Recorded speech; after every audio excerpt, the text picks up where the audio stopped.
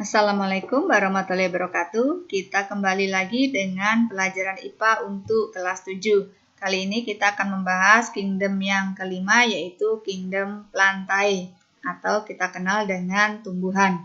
Kita akan lihat dulu ciri-ciri umum dari kingdom Plantae. Plantae atau tumbuhan merupakan organisme eukariotik, yaitu organisme yang memiliki membran inti. Kemudian yang kedua, Plantae ini bersifat multiseluler, artinya tersusun oleh banyak sel. Yang ketiga, Plantae atau tumbuhan ini memiliki klorofil, sehingga disebut dengan organisme autotrof, artinya bisa membuat makanannya sendiri. Dan ciri umum yang berikutnya adalah Plantae atau tumbuhan ini memiliki dinding sel. Baik, kita akan lihat dulu untuk peta konsep submaterinya. Pada kingdom Plantae ini dikelompokkan dalam dua kelompok besar. Yang pertama yaitu kelompok tumbuhan yang berpembuluh dan kelompok tumbuhan yang tidak berpembuluh. Untuk kelompok tumbuhan yang berpembuluh ini dikelompokkan lagi menjadi dua, yaitu Pteridophyta atau disebut dengan tumbuhan paku dan Spermatophyta atau tumbuhan berbiji. Sedangkan pada tumbuhan yang tidak berpembuluh ini ada satu, yaitu Bryophyta atau tumbuhan lumut. Kita akan bahas yang pertama untuk tumbuhan lumut atau Bryophyta. Ciri-ciri tumbuhan lumut atau Bryophyta. Lumut ini tidak memiliki pembuluh. Kemudian lumut disebut dengan tumbuhan non-kormophyta atau disebut dengan tumbuhan talus. Artinya tidak memiliki akar, batang, dan daun sejati.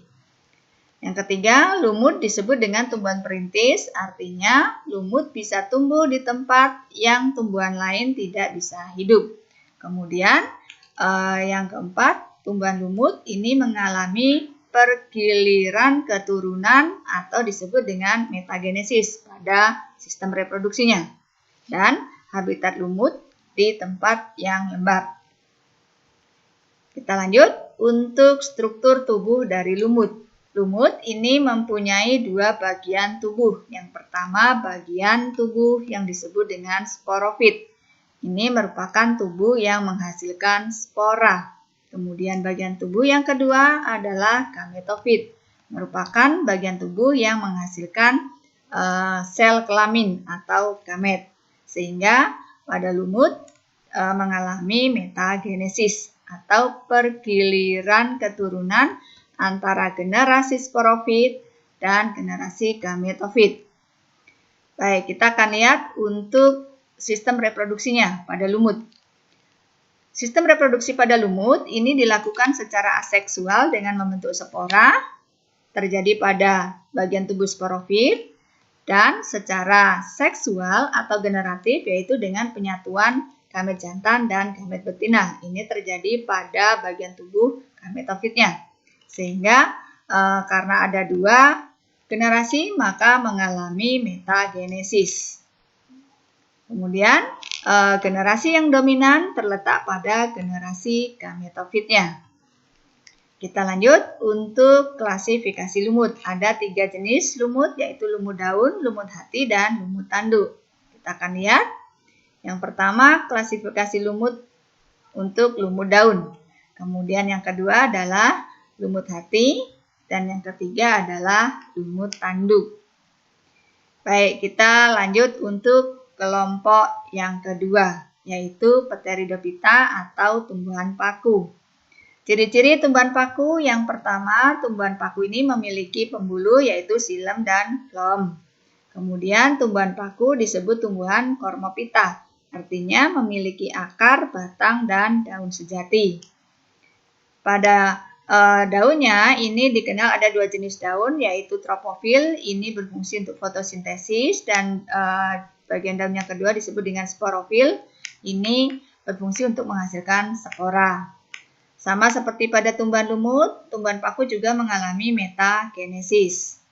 Dan tumbuhan paku habitatnya bisa bersifat higrofit, yaitu bisa hidup di tempat yang lembab, kemudian bisa bersifat hidrofit, artinya bisa hidup di perairan, dan bisa bersifat epifit, artinya bisa menempel atau menumpang pada tumbuhan lain tetapi tidak merugikan.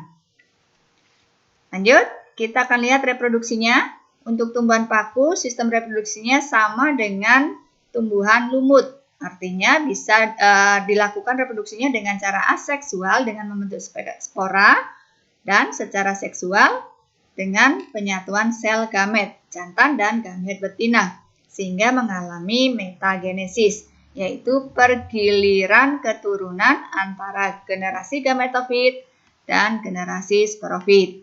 Tetapi untuk tumbuhan paku, generasi yang dominan terletak pada generasi sporofitnya. Kita akan lihat untuk klasifikasinya. Tumbuhan paku diklasifikasikan menjadi 4. Yang pertama adalah paku purba, kemudian yang kedua paku kawat, yang ketiga adalah paku ekor kuda, dan yang keempat adalah paku sejati. Baik, langsung untuk yang kelompok yang terakhir, yang ketiga, yaitu spermatopita atau tumbuhan berbiji. Kita akan lihat dulu untuk penggolongannya. Spermatopita atau tumbuhan berbiji ini digolongkan menjadi 2, yaitu gymnospermae, artinya tumbuhan berbiji terbuka, dan angiospermae atau tumbuhan berbiji tertutup. Pada gymnospermae ada 4 kelas, kemudian pada angiospermae ada 2 kelas, yaitu monokotil dan dikotil. Baik, kita akan lihat dulu perbedaan antara gymnospermae dan angiospermae.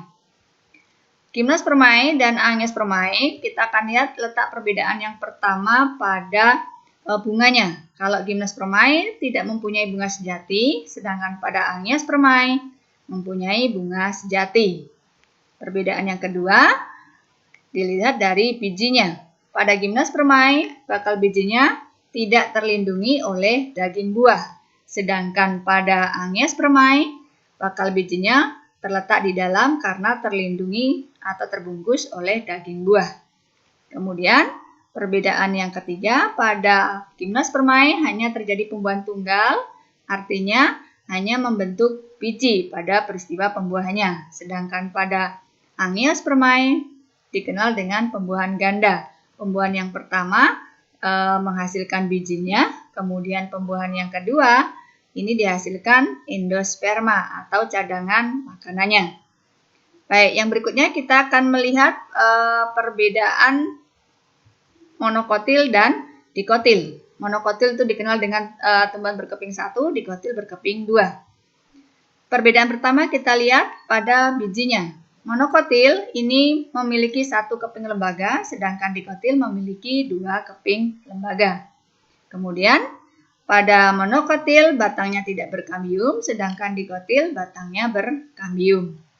Perbedaan ketiga, pada monokotil mempunyai tulang daun yang bentuknya sejajar atau melengkung, sedangkan pada dikotil memiliki tulang daun yang bentuknya menyirip atau menjari. Berikutnya, monokotil berakar serabut, sedangkan dikotil berakar tunggang. Dan yang terakhir, pada monokotil bunganya kelipatan 3, sedangkan pada dikotil bunganya bisa kelipatan 2, atau 4, atau 5. Baik, kita akan lihat untuk klasifikasi gymnospermae. Ada 4, Cicadophyta, Genetophyta, Coniferophyta, dan Ginkgophyta.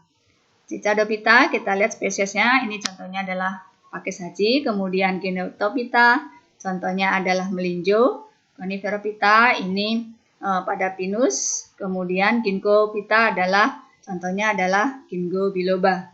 Sedangkan untuk yang terakhir, monokotil, kita lihat, masih bisa dibagi pengelompokannya, Graminae, Palmae, Liliaceae, dan ada Musaceae. Ini contoh untuk spesiesnya.